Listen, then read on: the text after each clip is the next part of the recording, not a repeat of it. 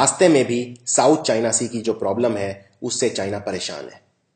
इसीलिए चाइना एक ऐसा रास्ता चाहता है जिससे ये सारी दिक्कतें ना हो, और उसके लिए सबसे अच्छा है पाकिस्तान के ग्वादर पोर्ट से पाकिस्तान को क्रॉस करता हुआ चाइना काशगार तक ये रास्ता ले ले। ये छोटा भी पड़ेगा और साउथ चाइना सी की प्रॉब्लम भी नहीं होगी, इसमें चाइना का खर्चा भी बहुत कम होगा, और चाइना मिडल ईस्ट से ज्यादा अच्छे संपर्क बना पाएगा एशियन कंट्री से, जो सेंट्रल एशियन कंट्रीज हैं, इससे ज्यादा अच्छा अपना व्यापार बढ़ा पाएगा। ये चाइना का जो one belt one road policy है जो चाइना बनाना चाहता है उसका भी हिस्सा है, इसलिए चाइना के लिए बहुत ज्यादा इंपॉर्टेंट है।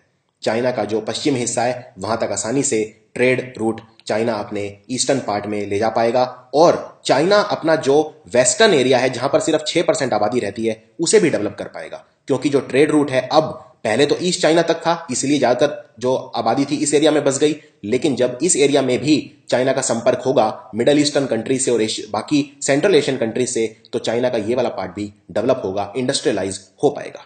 इसीलिए चाइना बनाना चाहता है सीपीईसी। चलिए इस पर अब देखते हैं भारत क्या करे और भारत की क्या स्ट्रेटेजी होनी चाहिए।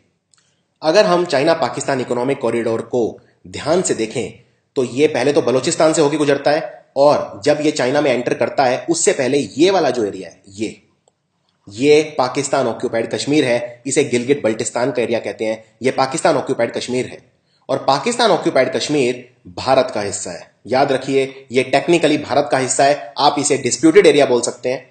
तो डिस्प्यूटेड एरिया अगर है तो पाकिस्तान को किसने ये अधिकार दिया कि वो चाइना को ये इजाजत दे कि वो यहां से रास्ता बनाए?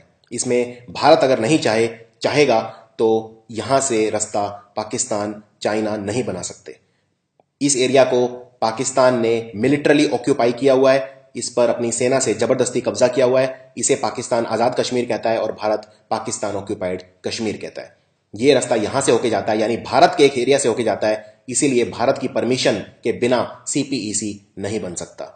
दूसरी बात, अगर चाइना का यहां पे कंट्रोल बढ़ेगा पाकिस्तान ऑक्यूपाइड कश्मीर में तो भारत के लिए ये अच्छी बात नहीं है।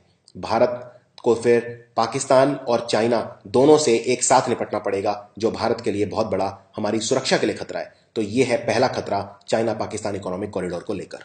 दूसरा सबसे बड़ा खतरा भारत के लिए यह है कि ग्वादर पोर्ट से सिर्फ 72 किलोमीटर की दूरी पर भारत अपना पोर्ट बना रहा है, डेवलप कर रहा है ईरान के अंदर। यह है पाकिस्तान, यह है अफगानिस्तान और यह है ईरान।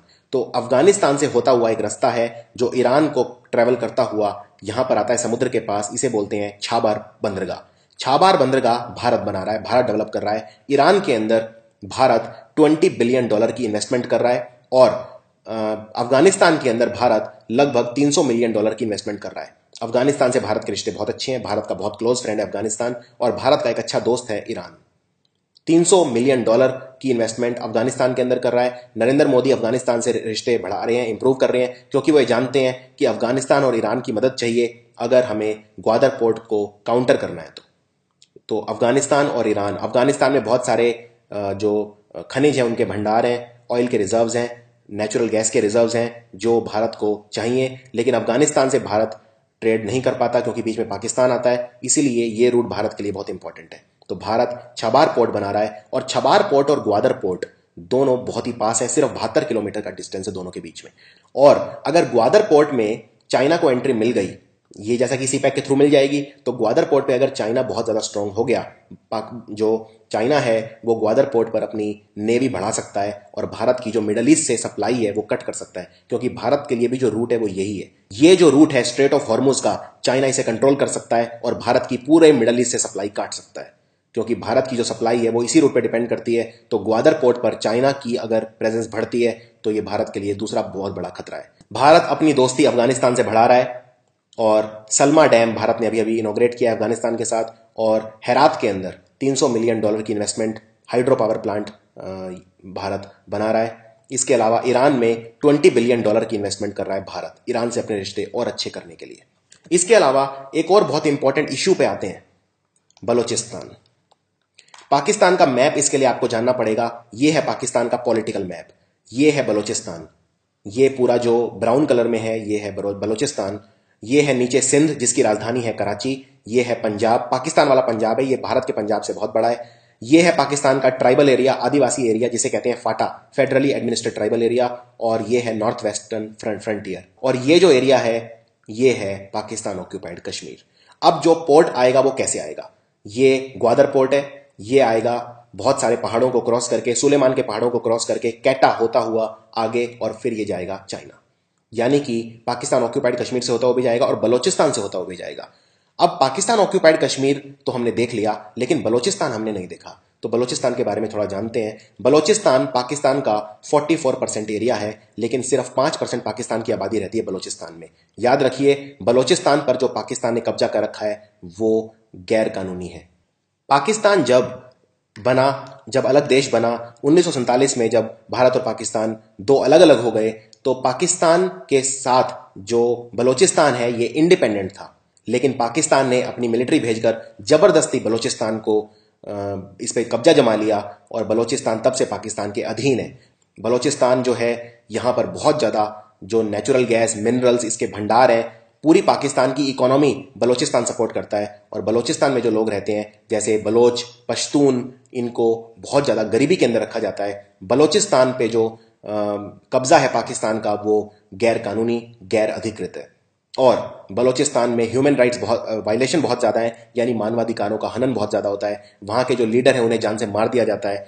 इनफैक्ट बलोचिस्तान को आज़ाद करवाने के लिए बहुत सारी ऑर्गेनाइजेशन है, जिनमें सबसे मुख्य है बलोचिस्तान लिबरेशन आर्मी, और पार्टी है जिसको बोलते हैं Balochistan Republican party. Balochistan Republican party के जो नेता हैं अकबर बुगती, उनको 2006 में पाकिस्तान आर्मी ने मार डाला, और इनके जो पोते हैं ब्रह्मदो भुगती, वो अब यहाँ से जान बचाकर भागे हुए हैं और विदेश में रहते हैं।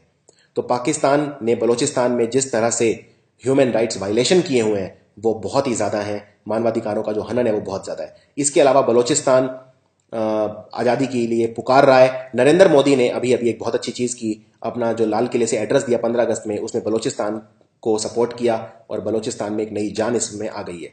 बलोचिस्तान में कुछ इंटर ट्राइबल कन्फ्लिक्ट भी होते हैं, यानी बलोचिस्तान में जो शिया और सुन्नी है उनके बीच भी काफ़ी ज़्यादा विवाद होता है, काफ़ी ज़्यादा लड़ाइयाँ होती हैं। ज़्यादातर जो बलोचिस्तान में मुस्लिम है वो सुन्नी है, लेकिन कुछ शिया भी हैं। और तालिबान से कुछ जो लड़ाके भागकर बलोचिस्तान आ गए थे वो अल-कायदा ग्रुप के थे, और अल-कायदा आप जानते हैं सुन्नी आतंकवादी संगठन है। तो इन्होंने जो शिया है वहाँ पर काफ़ी मारकाट की, काफ़ी ज़्यादा उनकी जो मस्जिदें थी वो तोड़ी और उनके लोगों को मारा। बलोचिस्तान में इसके अलावा जो बड़े बड़े पॉलिटिकल लीडर हैं उनका सरेआम कत्लेआम पाकिस्तान करता है। इसीलिए बलोचिस्तान के मानवाधिकारों की रक्षा के लिए जरूरी है कि भारत बलोचिस्तान की आज़ादी के लिए लड़े, और अगर बलोचिस्तान आज़ाद हो गया तो CPEC बनने का जो सपना है वो सपना ही रह जाएगा। यानी बलोचिस्तान को जो इकोनॉमिकली एक्सप्लॉइट पाकिस्तान करता आ रहा है, भारत को उसे रोकना चाहिए। यह है बलोचिस्तान एरिया। बलोचिस्तान ज़्यादातर डेजर्ट एरिया है, डेजर्ट या पहाड़ों का एरिया है। बहुत सारे यहाँ पहाड़ हैं, जैसे रस्को के पहाड़ हैं, जैसे ब्राहुर, किरहार, मकरन के पहाड़ हैं, या फिर सुलेमान के पहाड़ हैं, जिनसे होकर बोलन पास के थ्रू इसकी राजधानी कैटा के अंदर जाना पड़ता है। तो ये एक जो रास्ता है ये इतना आसान नहीं होगा, पहली बात। दूसरी बात, CPEC को बनाने के लिए बहुत सारे आतंकवादी संगठन है पाकिस्तान में जो इसको नहीं बनने देना चाहते। उनकी शर्त है कि अगर ये बनने दिया जाएगा तो फिर उनमें उसका भी हिस्सा होना चाहिए। तो जैसे हकानी नेटवर्क है, जमात-उद-दावा है, बहुत सारे ऐसे आतंकवादी संगठन हैं जो इसमें अपना हिस्सा मांगेंगे, इसलिए ये बनना इतना आसान नहीं है। इनफैक्ट चाइना इस पर पुनर्विचार भी कर रहा है, क्योंकि इसकी जो कॉस्ट है बनाने की वो भी बहुत ज़्यादा है, $46 बिलियन, और इसके लिए जो पाकिस्तान की मिलिट्री है उसे आतंकवादियों के साथ नेगोशिएशन भी करना पड़ेगा। तो कुछ इसमें रुकावटें भी आ रही हैं, इस बात का भी हमें ध्यान रखना है। तो सम अप करते हैं। सबसे पहला मुद्दा है बलोचिस्तान का। भारत को पाकिस्तान को अगर सबक सिखाना है तो सबसे पहले बलोचिस्तान में जो बलोच रिबेल हैं उनको बढ़ावा देना होगा। बलोचिस्तान में एक नहीं, ऐसे हजारों वीडियोस बरामद हुए हैं जिनमें वहां पे पाकिस्तान की मिलिट्री कत्लेआम कर रही है, वहां के लोगों को टॉर्चर कर रही है।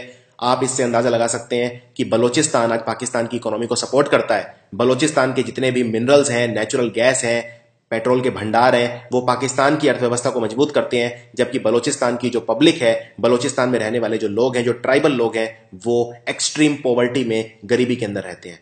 बलोचिस्तान में ऐसी ऐसी ग्रेव्स मिली हैं, ऐसे दफन करने वाले स्थल मिले हैं जहां से हजारों कंकाल बरामद हुए हैं जिनका कोई रिकॉर्ड नहीं है। बलोचिस्तान में बहुत सारे पॉलिटिकल लीडर्स हैं जिनको मौत के घाट उतारा गया है, जैसे अकबर बुगती।